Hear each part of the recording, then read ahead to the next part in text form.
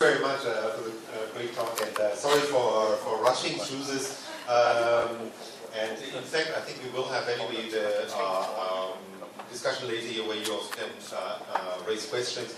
And we also will spend the afternoon actually with our Taiwanese guests in Saigon, and I think there is plenty of time there. Also, if you really want to hear maybe a bit more how those different things actually work, I think we can just sit together very casually and kind of talk about this. And so I hope that we can use this time as good as possible. Something that a very good experience. Okay, now we move to Hong Kong. We have 3 more presentations, basically representing a bit kind of similar, maybe on the Taiwan side, different stakeholders and different sides of the discussion. We start with Michael Ma, who's the Director for Design and Planning from the URA.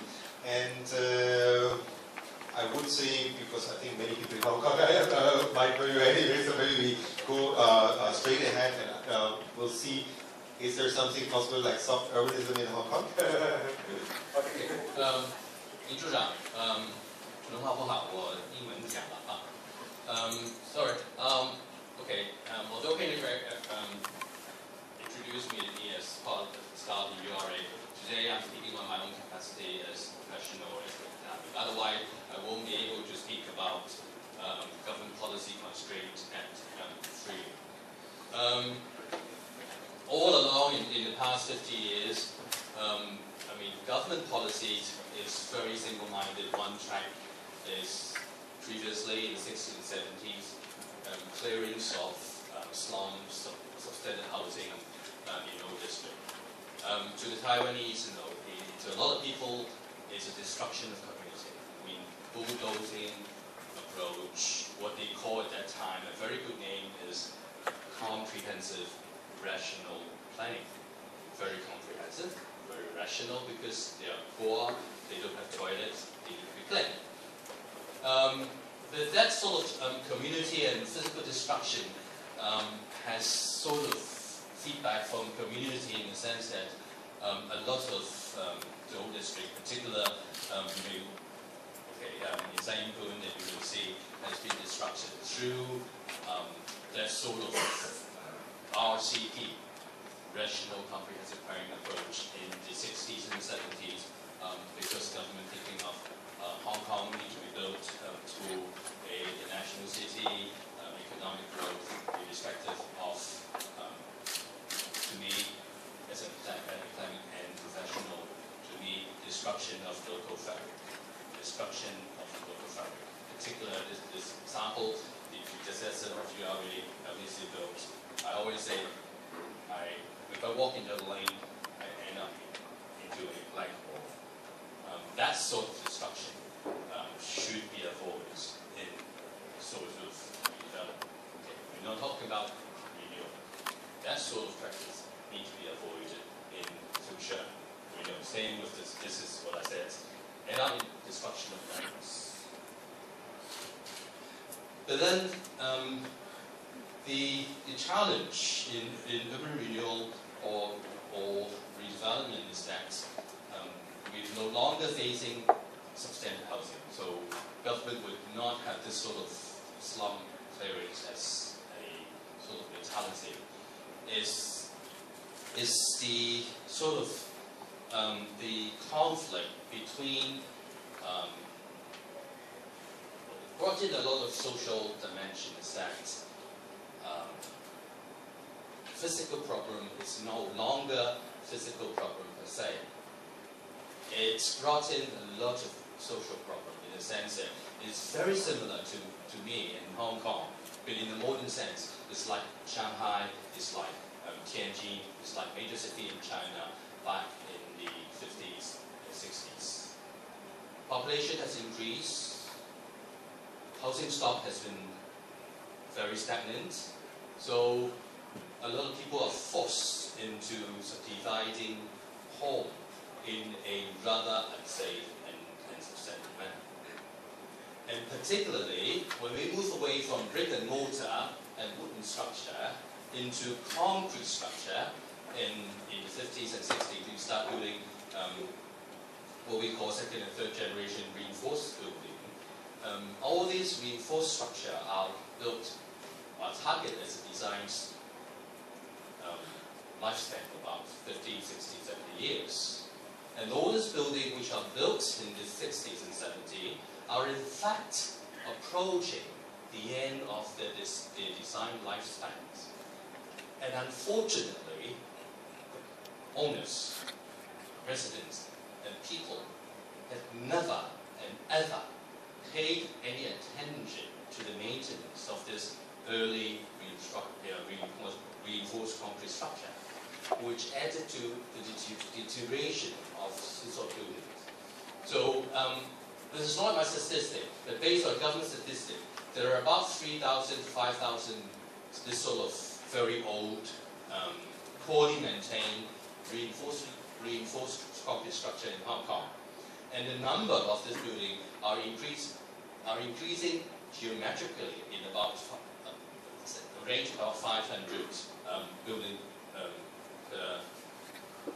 per year. I mean, there's sort of, this is not only a physical problem, but also a social problem, which I think as urban designers, planners, or architects need to face.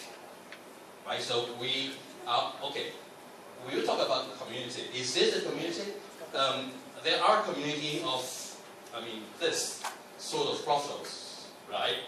Sex workers in certain buildings. So when we talk about community, we need to define community in what sense. And in Hong Kong, I've been to Taiwan a lot of times. I've talked to like Director Lin and a lot of people in Taiwan. And said Taiwan is relatively very stable. I'll talk to, when we talk about the Sanxia and Keng, Lao Keng, the community, Zhenkeng, the community has been there for generations, and the people maybe have been there for 2 or 3 generations. So they have a very strong sense of community in this sort of small neighborhoods.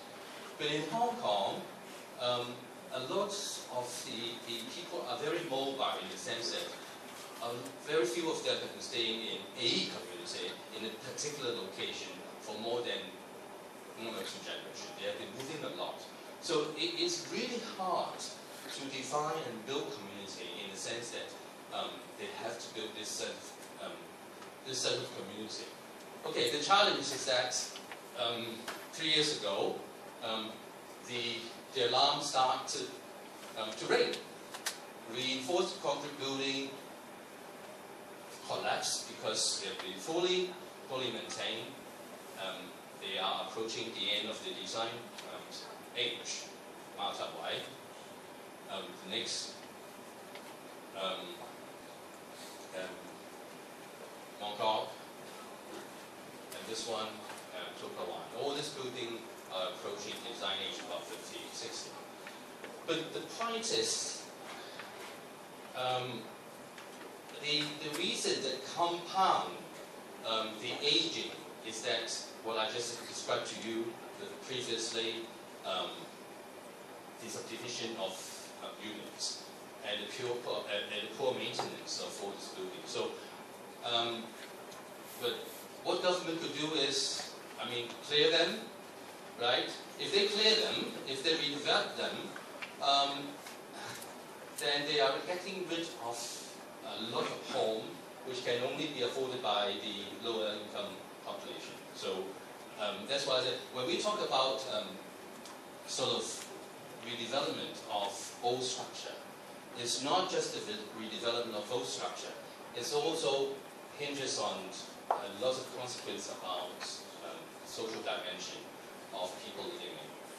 So when we talk about community building, we talk about community, but very seldom we talk about community until the past 10 to 20 years. And a lot of sort of community building sort of arises from people Hong Kong wishes to preserve preserve the hardware and to preserve the software. Inspired by Katie, we started sort of talking to hawkers and trying to revitalize sort of certain streets in Central. But the point is, my experience is that it's very different from Taiwan. It's very hard to get them to build their own community. We have been working with them for the past 3 years, and they have been very passive, even with incentive. Unlike, Ms. Chen, she has been very diligent in sort of working with people, building community. But in the past 3 years, hardware has been there, but it's very difficult in Hong Kong to build a community, even with the hardware provided. Community is actually sort of, citizen participation with activism. But the point is, in Hong Kong, as I said, the sense of community is not as strong as in Taiwan because of the high mobility. Getting people to participate is really difficult in the sense that previously what the government has adopted is what they call, even they call it bottom-up, is I do a plan, the plan is completed, the government consults. The government faced disaster in the recent Northeast New Territories that all plans they consult are actually planned completed.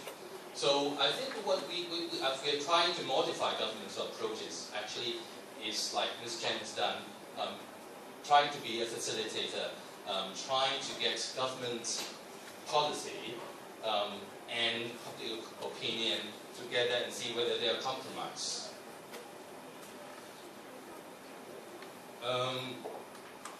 It's difficult because the community in Hong Kong is quite diverse, and it's very difficult to scoop to a certain extent to get a consensus.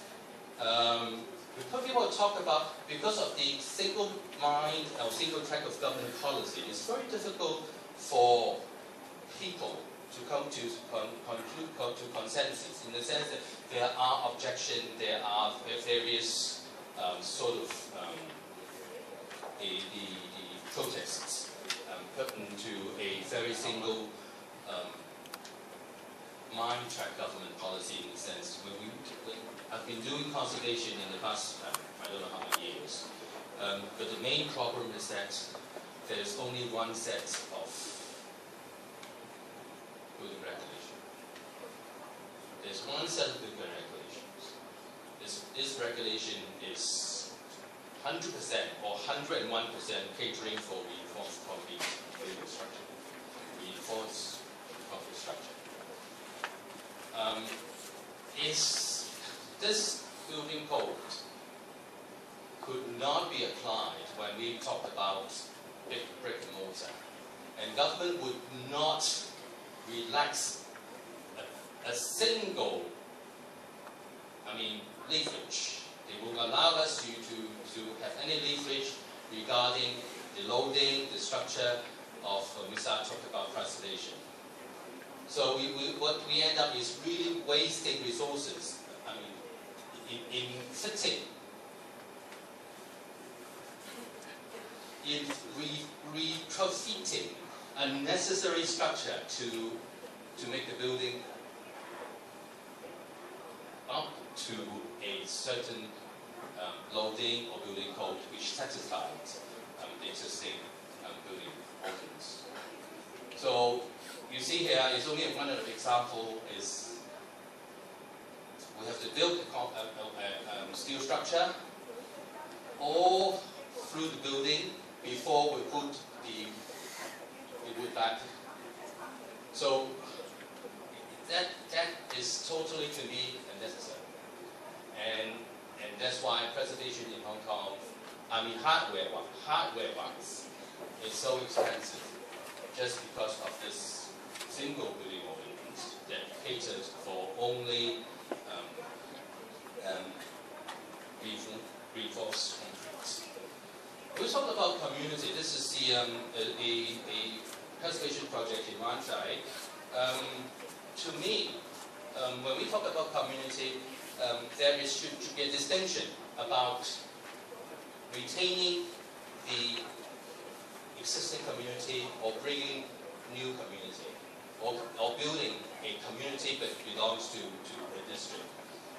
But because, to me, a lot of building in Hong Kong that are earmarked for destination for preservation and government are actually building which has been abandoned. Say for this one, the community has gone. So how to build community is a very challenging question to a lot of us. Okay, what about 30 seconds? Is the bigger challenge to me in Hong Kong as far as urban renewal is concerned is this. The government has been turning a blind eye. All this building built in the 60s, I'm sure Chris will know, is the building block. All this building you see in Kowloon far exceeds the current plot ratio allowed by the government. You look at it, Chung King mentioned, what we allow plot ratio is 9, the existing plot ratio is about 14. Meridol mentioned in Tsimsha again, plot ratio 14. The men's building in Yamate, plot ratio 16. Far exceeds the existing regulations. But though this building is approaching the end of its design age, 50, 60 years old, government has been turning a blind eye. So this is the major challenge that we see in future Hong Kong upcoming 10, 20 years. Are we waiting for this building to collapse like the one in Ma Chau Wai, in Kai Street or Mong Kok before the government take action?